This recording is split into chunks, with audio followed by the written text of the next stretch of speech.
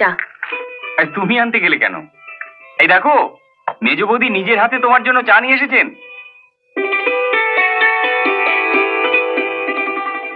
চা নিয়ে এরকম সঙ্গের মতো দাঁড়িয়ে আছো কেন? দিয়ে যেতে পারছো না? নেমে এসে নিতে পারছো না? দেখছি আমরা বিছানায় বসেই খাই। বাপের বাড়ির অভ্যেস এখানে চলবে না। নেমে এসো। ও যখন বিছানায় বসে খাবে বলছে তখন দিয়ে আসি না ঠাকুরপো। না, তুমি টেবিলের উপরে রেখে যাও, এই চলে নেমে এসে খাবে।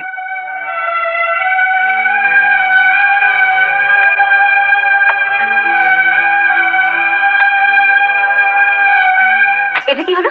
মেজ বৈশের নামে ছোট করে দিলে কেন? ও মেজ বউ, তুমি ছোট বউ। ছোটকে মেজর থেকে বড় করবো কি করে?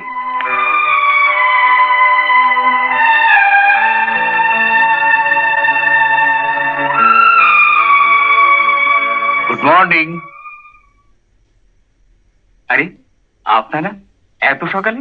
আরে মেয়েটা দুরাত্রির বাড়ির বাইরে, ও তো আমাদের ছেড়ে একটি রাতও বাড়ির বাইরে থাকেনি, তাই দেখতে এলাম কেমন আছে। আমি ভালো নেই বাপি। সে কি? কেন? কি হয়েছে? দেখো না, এখানে বেডটি বেড়ে দিচ্ছে না, বলছে নেমে এসে খেতে হবে। এ কি অলক্ষণে কথা? আহা, অরুণকে সব শিখিয়ে পড়িয়ে নাও।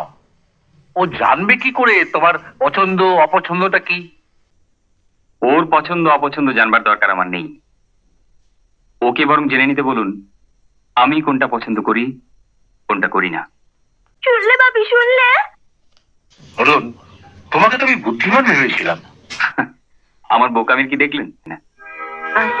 একটু সাবধানে নিয়ে ঠাকুরপো, একটু সাহায্য করো না।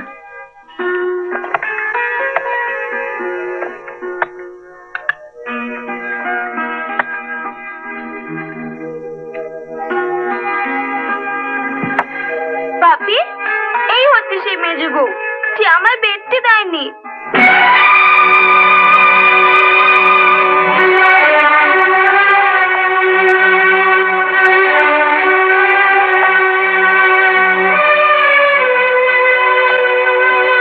চলো,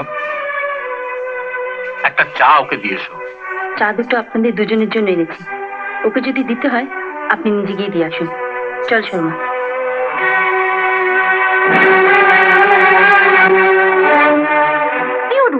তোমার সামনে তোমার শ্বশুর মশাইকে মেজবউ অপমান করে গেল, তুমি কিছু বললে না?